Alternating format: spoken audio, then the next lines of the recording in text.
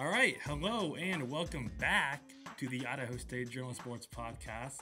I am Greg Woods, sports editor of the Journal, and I'm here with our guest columnist, Brad Bugger, who I am super excited to have on. Brad, thanks for doing this. Thank you very much. And before we even get started, I have to say congratulations to your Kansas State Wildcats for a huge win last night against Kansas. Huge win. And I have to admit that at the beginning of the Highland and Pokey game last night, I definitely had my phone set up to watch overtime, which I was hoping it would be over by the time that game started, but it's a win, so it's all good. But yeah, I say welcome back because this is not the first episode of this thing. This thing has been done by as recently as Jordan Kay, who was here a little over a year ago, and before that it was handled by Andrew Houghton and Madison Guernsey, all good friends of mine, and they did a fantastic job, but it has been on the shelf for quite a while. I wish I had a better explanation of that, but that's just been the way it's gone.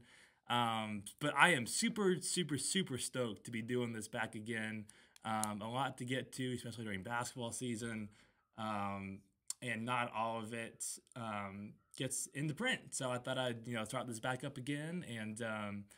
And yeah, so the first thing that I wanted to talk about was a little bit about last night's Pokey and Highland boys basketball game. That was a 61-42 Pocatello win, their second win over Highland this year. Two very different games. The first one was a 6-point Pokey win. This one was a 19-point Pokey win. So two, Pocatello wins, but two very different games. In this one, Kessler Vaughn goes for 21 points, Julian Bowie 15, Gage Oliveros 10 points. And the main thing that stood out to me was just the way these two teams run their offense. Pocatello, they score the ball so well. I mean, they just have scorers galore, whether it's, like I said, Kessler Vaughn, Julian Bowie, and their new forward Gage Oliveros, who is a 6'10" giant. I talked to him after the game last night, and I might have hurt my neck just looking up at this guy because the dude is just massive, and in a good way too, because he's a great player. But my point was that, so Pocatello makes 9 of 23 pointers last night. Highland goes 2 for 15. And I hate to simplify things like that, but I think sometimes it just comes down to that kind of shooting. I mean, Kessler Vaughn makes 3 of 3. I think Julian Bowie also made 3. Pokey also got threes from Crew Hales and Mason Zweigert and Parker Smith. And that adds up to 9 of 20. Meanwhile, and this has been a little bit of a theme for Highland this year, they go 2 of 15 on threes. And it is hard to win many games shooting like that from 3, which is not some big revelation I'm giving you guys, but that's just been the way some of their games have gone. And I'm going to give you, so I've covered 6 Highland games this year, and I'm gonna read off their 3-point shooting numbers. And this is not even in chronological order. This is just in no particular order. So Century, 5 of 22 against Pokey. The first time, 2 of 22 against Preston, 6 of 13, which that was actually a great shooting game for them. Timberline, 5 of 17 against Century, 8 of 23, which is a little better. And then Mountain Home was their one win in this span, which they shot 1 of 14. So, but in that game, they held Mountain Home to 38 points. They won that game with their defense. But again, some of the shooting numbers are just a little rough, and I don't know how many NBA fans we have listening to this podcast, but it reminds me of a little bit of the Dallas Mavericks situation where they have this awesome star in Luka Doncic, and their success and failure almost hinges on how their other guys play. Like Luka can drop 50, 60 points, but if he's spraying it out to their shooters and they're missing, it gets hard to win. So in this case, in Highland's case, they have 2 awesome players. I mean, they're all good players, but they have 2 stars in Jaden Wright and Ridge Barella, who played great last night. And I think for Highland, it almost comes down to when they spray it out to their shooters, are they missing or making the shots? Which, I hate to simplify things like that, but sometimes it does come down to missing or making shots. So I guess you have to ask, does Matt Stuckey have any eligibility left? Because he was a heck of a three-point shooter in his day. For sure. And he would also give them some size that would be hard to match up against. I think his playing days are far behind him, though. But yeah, I've noticed that as being a trend for Highland Now, it's something that they can for sure get turned around. I don't think any of these guys are particularly bad shooters. But it just gets very hard to win these games when you're shooting these numbers. And again, a lot of these shots are good looks. It's not like they're just chucking up really tough threes. A lot of them are just catch and shoot, and Jaden Wright's making a move in the post, kicks it out to somebody, and they miss or make it. So again, I think they're happy for the most part with the looks they're getting. It's just a matter of they're just not going down right now. But I do think that if they can hit them at a 35, I mean, even like a 37% clip, they can really make some noise because defenses are just terrified by Jaden Wright, I think, and Ridge Barilla, who was just this 5'7", shifty, quick point guard who can get to the rim, step out and make some threes.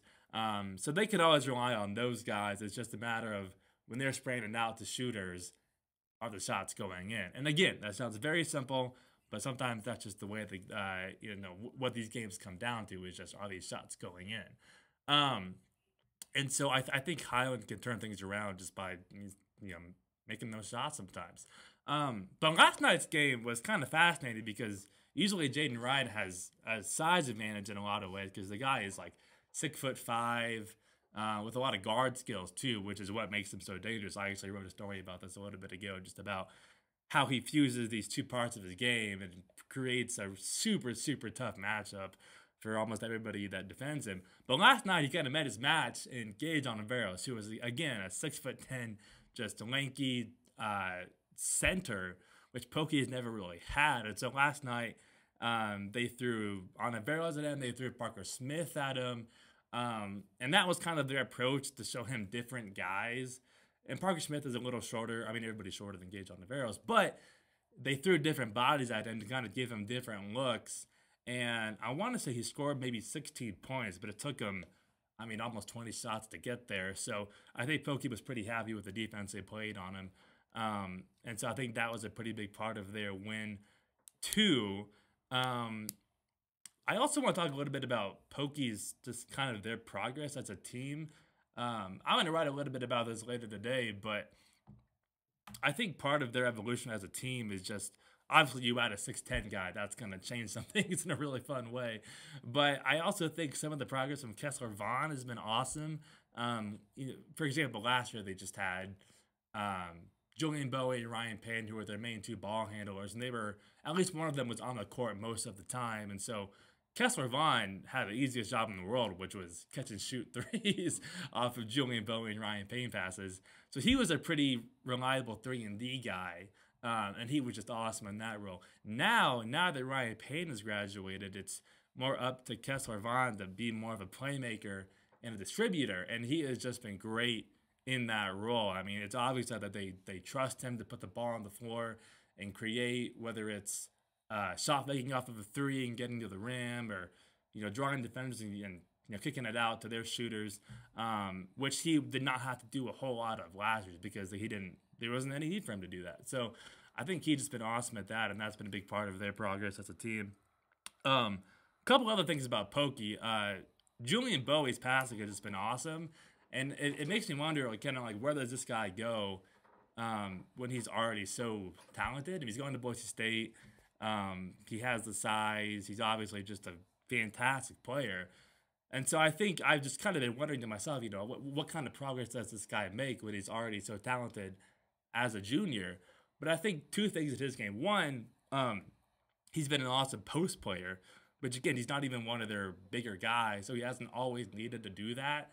But he's strong, he has a low base, and he has some nice moves he can pull out in the post. So that's kind of unlocked things for Pokey.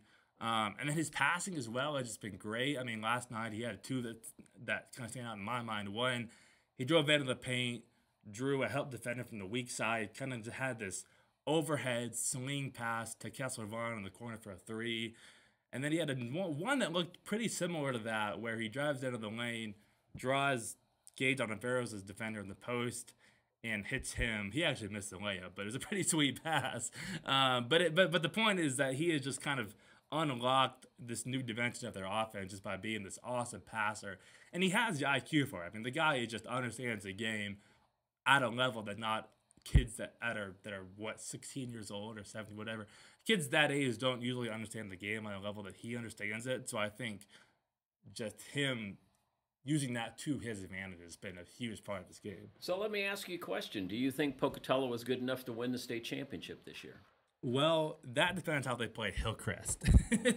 Because I mean, barring something unforeseen, I mean, they do need to get past Preston, which they gave them a pretty good game last week. But I think it comes down to Pokey and Hillcrest for the second straight year, and Hillcrest is just unreal. I mean, you got to talk about Isaac Davis, who is just a 6'7", just force of nature. And so I think that can be a tough. But the one difference between this year's team and last year's Pokey team was now they have the 6'10" guy. Now, can he defend Isaac Davis? I mean, who knows? Very few people can do that. But I think it will probably come down to them at Hillcrest. And if they can beat Hillcrest, I mean, I think they could do it. But again, that's like a month and a half down the road. So we'll see. But I think it will come down to those two teams again.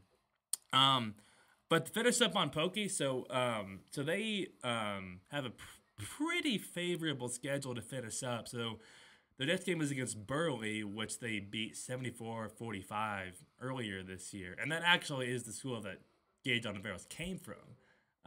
So a little bit of an interesting matchup there. They have home games against Minico and Madison, both of whom are a little bit over 500. At Minico, at Preston, that will be a big game. And then they are home against Century to finish up the regular season. It seems insane that we're already talking about the end of the season for basketball, but we are into the second half of January, so that's kind of where we are. But yeah, they just look great, and it's fun covering them. And they keep saying that they're not worried about being 15-0. But I have to imagine that for teenagers, it's hard to ignore. But again, I mean, like I wrote last night, there are worse problems to have than trying to ignore your undefeated record. What kind of atmosphere are they playing to? Are they filling up the gym these days? Oh yeah. If you go to the pit where they play their home games, it's just fantastic atmosphere. I mean, whether it's against Highland or Century, one of the two teams here, or freaking Minico or Burley or whatever, these games are just fantastic. One, because the crowd is just kind of on top of the court, and so that kind of adds a dimension of just like you're kind of on top of these guys, and it's just kind of this suffocating atmosphere almost. But yeah, they fill it up, and they got spotlights going for some of the like starting line of introductions they do and things like that. And yeah, their games are awesome. And it's always fun covering them. It's also fun covering them because I always know that I have a seat at the top. Which, if you've been there, you know that kind of at the top of one of the sides of the crowd, there's just these tables. I don't even know what they're supposed to be used for, but I always have a seat there. Never have to worry about finding a seat, which is always nice. But anyway, I think that is about all that I wanted to talk about with Pokey and Highland. Again, Highland can turn things around just by shooting a little better from three. Pokey looks great, 15-0, and I don't want to jinx them. So if I do, you can come back to this and blame me. But again, they have a pretty doable schedule to finish up against Burley, Minico, Madison, Minico again at Preston, and then home against Century to finish things up before the district tournament. We also got a little bit of Idaho State football news to tackle. National Signing Day is coming up on February 1st of this year, and so far, as far as we know, ISU has 10 commits, and they are quite literally all from the JUCO ranks. I'm gonna list off the position breakdowns, and then I'll tell you all the names. So, 3 wide receivers, 1 linebacker, 2 DBs, 1 offensive lineman, 1 running back, and 1 quarterback. And I should mention, by the time this comes out, and you're listening to it, this list could have grown by 5. So this could be outdated by the time this comes out. But as the time we're recording this, which is Wednesday afternoon, there are, as far as I know, 10 commits. And those names are linebacker Adrian Rodriguez from Victor Valley JUCO. And these are all JUCOs in California. Wide receiver Alfred Jordan Jr. from Riverside. Another receiver, Aaron Blankus, I hope I'm not butchering his name, from Fresno City JUCO.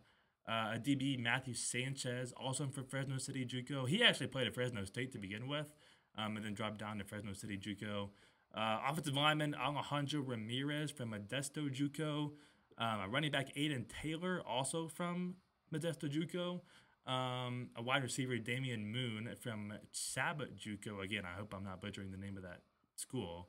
A quarterback, Jordan Cook from Diablo Valley JUCO. And finally, a DB who just committed last night, which is Nija Richards from Reedley JUCO. And again, these are all of JUCOs in California. So, and then when you think about kind of where these coaches are coming from, you know, Cody Hawkins comes from UC Davis in California, and then a bunch of his assistants are also from there. So it does add up that these guys are all from California JUCOs. And he also kind of mentioned to you earlier that this was kind of the path they wanted to take. Yeah, when I talked to Cody a couple of weeks ago, he said junior college was probably going to be the area of emphasis this year for a couple of reasons. One is that they had about 56 kids on the roster at that time. In order to have a productive spring practice, they need kids that are in the program and ready to practice. And so most of these JUCO kids, I'm assuming, are going to be January enrollees. In fact, Cody Hawkins said that his goal was to get these kids enrolled by January 20th, so they are eligible for spring practice. And, of course, junior college kids can sign earlier than the February time frame. Their signing day started in December. So I'm assuming most of these kids are probably signed already, and hopefully they'll be on campus if they're not already by January 20th. So Cody said he was going to emphasize junior college recruiting this year because he needs immediate help. He said he'll probably pick up a couple of kids from the transfer portal. He is not a big fan of the transfer portal. I've talked to him about it a couple of times, and he feels like kids that are in the transfer portal, especially kids that, you know, might be attractive to an Idaho State, aren't always in the portal for the right reasons, let's put it that way. And so he's going to be very selective. That doesn't mean he won't take transfer kids, but he's going to be very selective about that. Then February 1st is the high school deadline. He talked about signing maybe up to 20 kids from the high school ranks. Of course, in the division that Idaho State is in, you're allowed a total of 63 scholarships, but you can divide those up amongst kids. And so not everybody's going to get a full scholarship. And so there'll be more than 63 kids on scholarship getting various levels. So Cody's doing what he said he was going to do. He's emphasized junior college.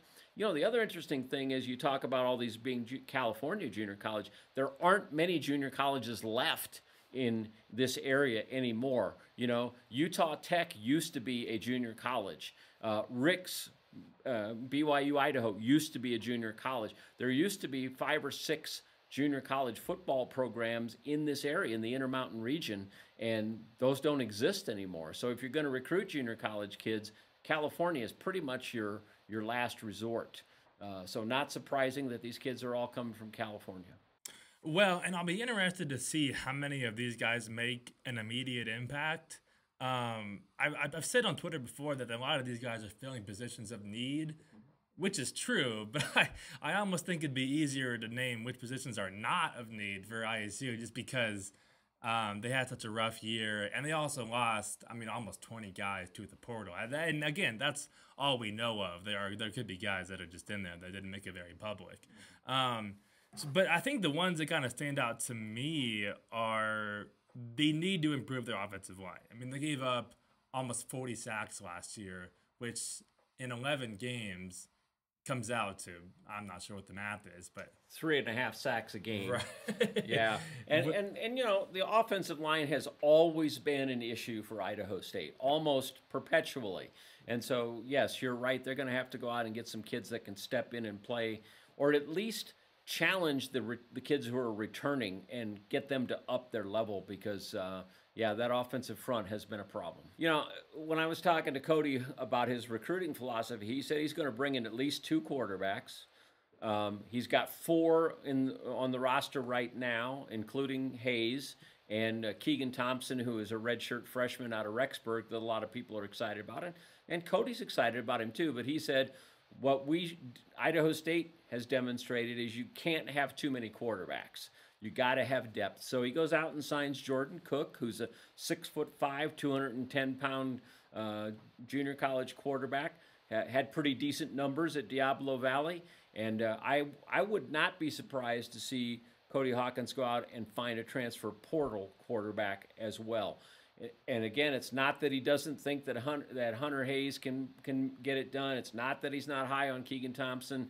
It's that he wants depth and he wants kids to come in and compete and challenge. And so, and he was very honest with me. He said quarterback is our #1 recruiting priority. So he's got one, and I wouldn't be surprised to see him bring in a portal kid. It will be interesting to see how they handle that position, because the way I understand it last year, and obviously the coaching staff has almost entirely changed up since then, but what they wanted to do, the way I understand it, is that they wanted a younger quarterback to kind of build around. Um, and I don't know. I mean, Jordan Cook could be that guy. They could stick with Hayes. They could, go with Keegan Thompson. But it will be interesting to see how this plays out, because, again, and that might not even apply anymore because they have a new head coach and a bunch of new guys. But that was kind of the thinking at the time. So we'll see how all of that turns out. The way I understand it too is that they're trying, the sense among ISU is that they're going to try to sign around 15 JUCO guys. Now that could be 20, it could be, only a few more. But what I've heard is that is kind of the number that they are expecting to land by the time the dust settles. And then when you think about the guys that they lost, or just the sheer number of guys that they lost, that will help kind of shore up some of those numbers. Now, will that be enough to have a spring game? Who knows? They didn't have the whole full spring game last year because, for the same reason, they didn't have enough bodies. Or at least they didn't have a traditional spring game, I should say. So we'll see if that's an issue again. For their sakes, I hope it's not. I think fans do want to get a sense of kind of who these guys are, what the team is going to look like. And so we'll see how this all works out. I do want to kind of touch on a couple other of these guys. The one position that they probably don't need, which again, it's easier to point out the positions that they don't need much help at, is probably running back, because they will have Raiden Hunter back, as far as I am concerned. They'll have, I'm going to butcher this guy's name, but Kiowa Kaiwi, that's probably way off. But another one of the running backs that they will have back. So they should, and so getting Aiden Taylor from Modesto, that will bolster some of the depth in that running back room. And so a couple other receivers that I kind of wanted to touch on in this list. Again, by the time this comes out, there could be a big name that we just don't know about yet. But so Alfred Jordan Jr. Is a guy that I did a story about the other day. I called him up and talked to him on the phone. This guy has been all over. It's a little remarkable. So he started his career at, I'm going to butcher this name again, but Coahoma in Mississippi, which is a JUCO.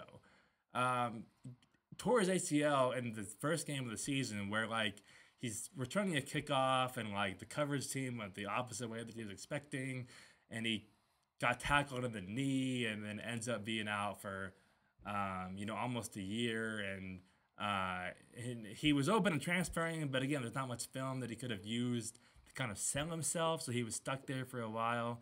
And then bounces around to a JUCO in California, and that's where he kind of stands out. He was at Riverside there. Last year, he caught 70 passes for 322 yards and 2 touchdowns. Kind of described himself as a real speedster, can open up the field with some of that speed. And the interesting part for ISU is that that was supposed to be a position of real strength for them last year. They had, obviously, Xavier Guillory was great. But they also had guys that they were hoping that would really pop, whether it was Jalen Johnson, Christian Fredrickson, guys and then Benji Amaibu, who was more of a scat back, but they used him at receiver a little bit too.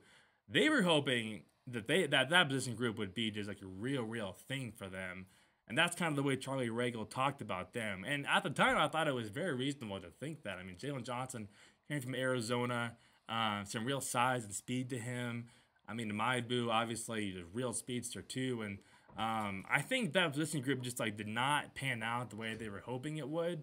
And so whether or not these guys can make a real impact between Alfred Jordan Jr., Aaron Blankus, and Damian Moon, that remains to be seen. But I think if they can get some real production out of those guys, they would be happy with that, because I think that group just did not pan out the way they were hoping. Well, and part of that is the quarterback situation, quite frankly. You know, if your quarterback's not healthy or you're not getting production out of your quarterback, then your receivers aren't going to have great years either. And the offensive line plays into that. You know, if you don't have time to throw the football, it makes it tough. So, you know, all of these things kind of wrap together.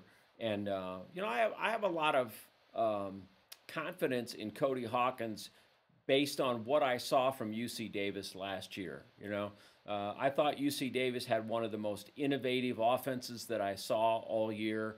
And he has a history of producing good quarterbacks. He has a history of producing lots of points. I think they averaged over 40 points a game last year. Now, all of that's not going to happen overnight, obviously. He's got holes to fill. He's got to get a system in place. But I have a lot of confidence in Cody, and I think he's going to put a fun offense on the field. And I really think that's what Idaho State needs to do. They need to go out there and make a statement that says, this is the blueprint. This is what we're going to be, because that gives you something to sell to recruits down the road, particularly with the transfer portal these days. If you want to go out and convince a wide receiver to come to your team, you got to show them you're going to throw the football.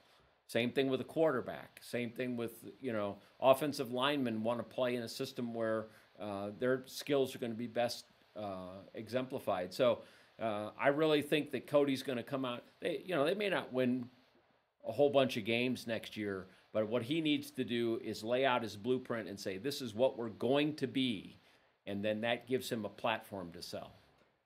Is it fair to say they just need to be fun on some level? Absolutely. I mean, my goodness, ISU football has been so non-fun the last couple of years. You know, it goes back to 2018 when Rob Fennessy had that 6-5 year, and they were putting up points right and left. You know, they put, I don't know how many, 60 points on Idaho and a whole bunch more on Northern Arizona. They were a fun team to watch. Unfortunately, they stumbled down the stretch and didn't get into the playoffs, but that was a fun team. They haven't been a lot of fun to watch since then. And so, yes, it is very important for Cody to come in here and put a fun product on the field, and I expect him to do that. I think that was half the problem for them last fall, was that they were just kind of boring. I mean, they were very insistent on running the ball. They played in Holt Arena, for crying out loud, and didn't want to air the ball out there. Now, I mean, you have, backup quarterbacks in there, but still, you have the environment to kind of open things up and make it a little bit fun, and I just never got the sense that they wanted to do that. And that's why when Charlie Regal left, I wrote a column that said it's time to bring fun back to Holt Arena. I mean, if you've got anything to sell here in Pocatello, it's that indoor environment and the history. There have been a lot of good quarterbacks. Justin Arias was an All-American here not too long ago. There have been a lot of good quarterbacks that have come through here, and I think you have to sell that. And there's no reason not to throw the football if you're Idaho State. There really is no reason. Well, and he made that very clear even from just his introductory press conference. Like, he wants to open up the offense. Whether or not they win a bunch of games, they're at least going to have some sort of identity. They're going to have fun. They're going to throw the ball, which, from my experience covering them last fall, I mean, like, they just had none of that going on. Like I said, they were very insistent on running the ball, even to their detriment sometimes. Even in Holt Arena, where you have perfect conditions every game. Well, and the other thing that I'm excited about, and I've been here for 43 years, so my excitement is always tempered with reality. But sure. Their approach to defense, they went out and hired a defensive coordinator who comes from Iowa State, which has used a very unique defensive system. Basically 5 safeties, and they're going to bring a lot of pressure. They're going to try to put a lot of athletes on the field. And, Cody was really excited about that. I talked to him the day that, I think his name is Joe Runda, the defensive coordinator that he hired. They just reached agreement that day, but they hadn't done the paperwork, so he couldn't tell me the name. But he said, you're going to be excited about this guy because he's going to be bringing a unique system to the Big Sky Conference. I mean, let's face it, the Big Sky Conference is not known for defense. You're not going to hold teams to 14 points a game, which is what Idaho State scored last year for the most part. But you have to be able to create turnovers. You have to be able to create big plays on the defense. Sure, you're going to give up points. That's a given, but you have to create opportunities. And I'm excited about this approach. And Cody's excited about it too. He feels like this approach really plays into something that local kids will want to participate in and play in. So it's not just the offense. I think the defense is going to be fun to watch too. Again, it all comes back to being fun. I think they just need some sort of identity. Yes. There's something to go, even if it's just something totally bizarre or off the wall, at least something that ISU can be known for. Right. That's exactly right. You have to have an identity. You have to be something different because, selling Pocatello, Idaho, selling a losing history, selling the things that other teams can sell. We don't have a huge recruiting base, so we had to bring kids from outside, although Cody is very adamant that he's going to recruit Idaho kids. But you have to have something that makes you distinctive to those kids. And I like where Cody's going right now. A little bit of men's basketball news, too. So ISU, their last two games were losses to Montana and Montana State, 81-68 to Montana State and 84-55 to Montana. But the interesting part about at least one of these games was a guy named Ed Sang came off the bench and scored 13 points against Montana State.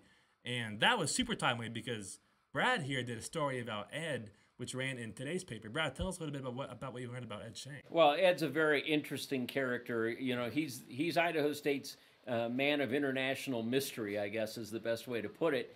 He was one of the best players in the Midwest in his high school days. He played in Nebraska in a small town outside of Omaha. Was one of the most highly recruited players in Nebraska, was rated their #1 prospect after his junior year. And he gave a commitment to the University of Washington. And actually, his senior year, he moved to Seattle and enrolled at Garfield High School, which is one of the traditional powerhouses in the nation. And it's only a few miles from the University of Washington campus. But he was never cleared to play by the Washington Athletic Association. So he sat out his senior year. And then he decommitted from Washington, signed with San Diego State, played very little as a freshman, 53 minutes, transferred to Salt Lake Community College, where Rosby Mutcherson, who is now an ISU assistant, was an assistant. And they had so much talent on that Salt Lake Community College team, he only averaged 8 points a game. But he had some skills, he had some talent, some athletic ability. He'd been offered a scholarship by the University of Missouri out of high school, so he went back to Missouri. They brought him in, he redshirted for a year, never saw the floor, and then left the program, left school, wasn't playing anywhere, wasn't going to school. And last spring, Rosby Mutcherson gave him a call, and he agreed to come to Idaho State. So this is a guy that was, by most standards, a top 200 recruit, a 4-star recruit, originally committed to a Pac-12 school. Highly unusual for a talent of that level to come to Idaho State. But he's barely seen the floor in the first half of the season. He was only played in 9 games, and he's averaged 7 minutes a game. Did come on last week against Montana State, had 13 points, hit 3 threes, played 10 minutes against Montana. But he's still got a lot to learn. And, Ryan Looney runs this very intricate, he calls it the swing offense. And it takes some getting used to. And it's taken Ed Chang a while to get used to it. It's taken him a while to fit in with everybody. The basketball team went to Panama this summer, played 4 games, had an extra week of practice, so everybody was able to get acclimated with each other. Ed didn't come on to the program until 2 weeks before school started, so he didn't have that opportunity to get acclimated. So it's going to be real interesting to see how Ed progresses at Idaho State. Rosby Mutcherson told me that he basically sold Ed on a 2-year development program because he hadn't played for 2 years. He said, we'll get you indoctrinated this year, we'll take what we can get from you, and then next year, that should be your year. Unfortunately, Austin Smaley and Jared Rodriguez were both out with injuries last week, and so they needed Ed Chang to come out and contribute, and he did. We'll see where all of this goes from here. Yeah, the Chang thing is interesting because he profiles as a guy that like everybody would want on their team in 2023. You know, this long, versatile, switchable guy who can also knock down the three like nobody's business. So he has the tools, and he should be a guy that, you know, sees the floor pretty often. I think, and you know, kind of like you touched on, the problem, or at least, you know, part of the problem for him is that getting used to this Ryan Woody offense is like learning like calculus. I mean, it is just like, I mean, there's two teams that run this offense in the country, and one of them is Wisconsin. So I think it is just like this offense that like it's just hard for a lot of guys to grasp, and for good reason. I mean, it is just complicated. I mean, I don't even understand it half the time. So it's a very complex thing, and I think I think what's lost on a lot of fans that maybe don't tune into a lot of games, either college or the pro level, is that like even if a guy is like supremely talented, supremely athletically gifted, he might not see the floor if he doesn't get the offense. There's just this mental aspect that even if you have the athleticism of a prime LeBron James, if you're not understanding and processing things at the speed that you need to, you might not get a whole lot of minutes. So I think that might be part of the problem for him. But they might need him because Jared Rodriguez, like you touched on, has been out since December 10th at a game against St. Thomas.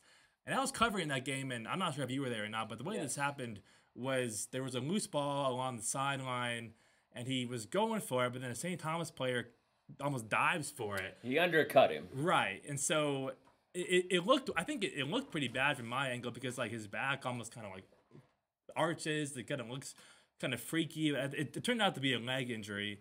So he has been out for, I mean, over a month by now. And he was, you know, a super reliable three-point shooter for them. A lot of length, you know, I mean, you know, they're starting forward, one of their starting forwards. And so that's a pretty significant loss for them. And the other injury that kind of paved the way for Chang's minutes is Austin Smaley, who has been out since January 7th when they were on the road against Weber State.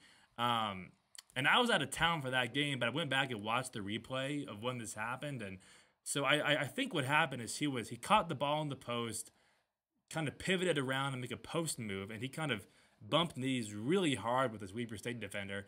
And it looked to me like he might have twisted it a little bit. It kind of all got jumbled up in there. But he goes down and just immediately grabs I think it was his right knee, obviously in significant pain, and gets helped off the court with the help of a couple of people. And so that was, I mean, almost 2 weeks ago by now. And those are pretty big losses for them. Yeah, I ran into Davis Furman, one of the assistant coaches, earlier this week, and I asked him about the status of those two guys, and he said that they're hoping that Austin will be available this week. They said, you know, the knee injury turned out to be not a serious one, so I'm thinking maybe either a minor strain or a bruise. You never get that kind of detail anymore. Back in the good old days, they used to lay it all out for you, but now it's just a lower body injury or an upper body injury. But I'm thinking one of those things. And then Jared Rodriguez, when I talked to Ryan Looney a couple of weeks ago, he said that they were hoping he would be back by the end of February. When I talked to Davis Furman this week, he said that he is making progress. So maybe before the end of February, maybe sometime early or mid-February, but definitely not this week. Those are two big losses, as you mentioned. The Bengals have struggled to rebound this year, and when you're losing big guys, plus you've got Colby Lee, who's got an injured thumb and is no longer starting at center, those things hurt. When you're losing three forwards, three guys that can start for you up front, that hurts. I think Austin Smaley is the heart and soul of this ISU basketball team, not because he's so incredibly talented, although he is a talented player, but he is the energy level behind this team. And when he's not on the floor, I think that shows. So if they can get Austin back this week, that would be great. They're going to have a huge challenge Thursday against Sac State. Callum McRae, 7'1", 290 pounds. Probably the biggest man in the Big Sky Conference is coming to town. Really good center, very skilled, a good passer as well as a good shooter, averaging 10 rebounds a game. He's going to really give them a challenge inside. Zach Chappelle, one of the best guards in the Big Sky, is coming into town as well. Sac State is a very talented team, and they're going to give ISU a real run Thursday night. So they need all hands on deck. Hopefully, Austin Smaley will be available, and we'll see if Ed Chang makes an appearance this week or not. We will see. The one interesting part with ISU and their front court, which is obviously lacking, is Braden Parker. This guy just really come on as of late. He did have a couple tough games against Montana schools, 9 points and 5 turnovers against Montana. Montana State, and then 2 and 4 against Montana. But before that, he was just tearing it up. I mean, this guy, it's so fun to watch this guy because there are just very, very few players that play like him in 2023. I mean, it's just almost exclusively back to the basket, post work. And it doesn't even, like, you look at this guy and you're like, how is he doing this? I mean, he's not even the most, like, athletically gifted guy, but he makes it work. I think the word that Ryan Looney used the last time I talked to him was nimble. And I think that is the perfect word to describe this guy because although he's not, supremely gifted athletically, he just has a way of being quick when he needs to be, has a feel for when to pull out the right moves in the post when he needs to.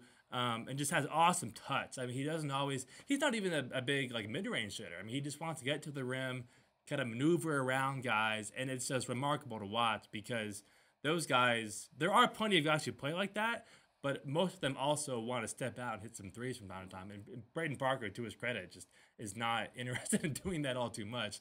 And so I think if you're a fan of that era of basketball, it's really fun to watch this guy play. Yeah, against St. Thomas, I think he was, 12 for 12 from the field? 11 for 11. 11 for 11. Yeah. He is fun. Good footwork. He's the old school back to the basket guy, that you can feed down low, and he just is so effective at getting his shot off. When I was talking to Davis Furman this week, I asked him about Braden. Braden is getting his master's degree this year, and so he has another year of eligibility. He hasn't decided whether he's going to use it or not, but if he does, he could leave here with 2 master's degrees in addition to his bachelor's degree, which I think is just great. Braden Parker is not going to play professional. Well, I won't say that. He's not going to play in the NBA. He might play professionally somewhere. There are a lot of professional leagues around the world that he could play in. But he's going to walk out of here with at least 1 master's degree and maybe 2. And he's had the opportunity, I see his family at the game every night. He's from Preston, Idaho. As is Austin Smaley. What are the chances of 2 kids from Preston, Idaho playing Division I basketball at the same time? And he is just so fun to watch. And a great young man. He's just really a great young man. So I'm happy for Braden that he's having success. I hope he chooses to come back next year because he is definitely a contributor. The problem that Braden had, and I think that was on display against the 2 Montana teams, is he's not particularly quick or athletic. And when those teams take their bigs out, then you got to make a decision. Montana in particular has a very good forward that can shoot, a very good center that can shoot 3-pointers. And when they get away from the basket, then you have to decide, are you going to send Braden Park out there to cover him, or are you going to keep him under the basket and send a smaller player out? And I think that Braden struggles against the really athletic post players. But he's had a great season, great kid, and a great story. In fact, I was thinking today I need to do a column on Braden Parker because he really is an interesting success story for Idaho State. Well, he had just been awesome, and they've really needed it because, like we mentioned earlier, their front court is just really depleted between losing Jared Rodriguez for an unknown amount of time. Smaley maybe back soon, but out for a little bit too. The Lee thing is interesting because they were like sky high on Kobe Lee when they first got him. The guy played 3 years at BYU, was a real force there. Took a year off because he wanted to was going to go to Dixie State, which is now Utah Tech. But they did not have, I believe it was the master's degree that he wanted to go into. So he ended up taking a year off. and then they slot him on ISU, and here he is. It's just a little weird because like you said, he does have the thumb injury. He's even playing with a little bit of a wrap or something like that on his thumb. So who knows how much that is affecting him. But it has been a little bit of a rough go for him recently. I mean, his recent scoring numbers, so 4, 9, 4, 6, and 9 in conference play. Hasn't grabbed more than 6 rebounds in a game this year. So I don't know. I mean, I think he can turn it around. I think he's just like I think he would have thrived in a different era of basketball. I mean, he has already thrived. I just think he's hasn't really panned out the way they were hoping he would. And, a lot of it has to do with the thumb. The offense they run is not always conducive to his style of play. I don't know. I just think that he hasn't really popped the way they were hoping he would. What's kind of your read on him, Brad? Yeah, I mean, I think that all of those things. I think he hasn't been as productive as they would like. This team has struggled rebounding, and they could certainly use more rebound production from both him and Braden Parker. I think Braden's only averaging about 4 rebounds a game as well. So they would like to see more production out of both of those big guys on the boards. I think Ryan Looney came into this season with the idea that he was going to have a very long team at just about every position. He's a 6'5" point guard. He's got a 6'9" 3-man, a 6'9" 4-man, a 6'9" post man. So he was looking for rebounding as a team, and that hasn't panned out. And of course, the injuries have impacted that as well. I think Jared Rodriguez is still their nominal rebound leader at like 4.3 a game, and he hasn't played in over a month. And Colby Lee and Braden, Colby has struggled with the thumb. Braden Parker hasn't been a great rebounder for them. I think Austin Smaley was as good a rebounder as anybody they had, inch for inch. And of course, him being out has hurt as well. So, Colby hasn't been the force that I think they envisioned him being, and the thumb certainly has played some part of that. Well, and I know the rebounding thing really bothers Ryan Looney. I remember talking to him after the Utah game, which was in November, and I asked him, I think one of my first questions to him was kind of what was the most frustrating part about this game, and the first thing he mentioned was rebounding. He told me the story about when he was at Point Loma, which is a D2. He mentioned that like his leading 2 rebounders were these like 6'4" guards who just rebounded and rebounded and rebounded. And I asked him, can ISU become that? And he was like, well, we have to be. Because we better be. We better be. Well, he did say we have to be because, obviously that's been a huge struggle for them this year. And obviously it does not help having such a depleted front court. But again, so Sac State on Thursday and then Portland State on Saturday. That will give them a chance to kind of right the ship. They did start 3-0 in conference, and then they lost against the 2 Montana schools last weekend. So they could turn it around. We'll see how they do on the injury front. But already a pleasant surprise from the ISU Bengals so far, even if they've lost a couple games. Yeah, but that's not going to be good enough. Right. It's not going to be good enough for Ryan. It's not going to be good enough for Bengal fans if they can't carry it through. I think this weekend is really huge for them. 2 home games. Portland State just beat ISU like a drum in the Big Sky tournament last year. That was ugly. Sac State has beaten ISU, I think, 6 out of the last 7 times they've played, including twice last year. These are not good matchups for Idaho State, not normally. And so if they're going to turn this thing back around and recapture that momentum of those 3 early wins, they need to start this weekend. And I'm hoping that Austin Smaley's available because I think that will help them. I hope that Colby Lee is able to contribute. And I think this is a really big weekend for them because we've seen this in the past where Idaho State has gotten off to a good start in Big Sky play at home, and then all of a sudden the momentum just ended and it ground to a halt. And, the thing about basketball is you're playing these teams twice. There's a ton of video out there. So you're not going to fool anybody this time of year. You are who you are. So you got to go out and execute. And that's what the Bengals have to do this week. They got to go out and execute against two pretty good teams. Yeah, well, we will see how that goes. I think that is about all that we have for you today. Again, thank you for tuning in. This has been a thing for a while. The podcast has been a thing for a while. It has just been on the shelf for quite a while.